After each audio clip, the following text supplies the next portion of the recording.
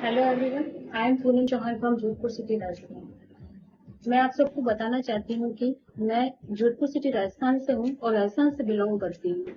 मेरा ट्रैवला क्रिएशन करके पेज है, ऑनलाइन बिजनेस है जो जिसमें मैं राजस्थानी पोशाक, hand decor items, home decor items etc जो भी राजस्थानी कल्चर से रिलेटेड है वो सभी सेल आउट करती हूँ।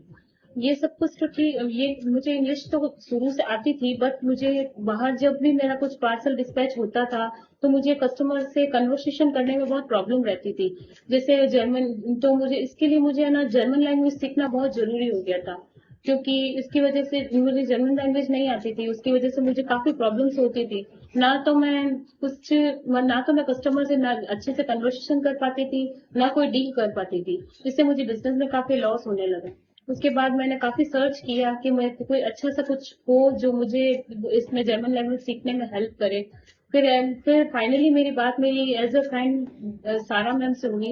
इन्होंने मुझे कन्वर्स लॉजिक के बारे में बताया। तो देखा आपने जोधपुर से पूनम, उड़ीसा से प्रियंका, दिल्ली से नेहा.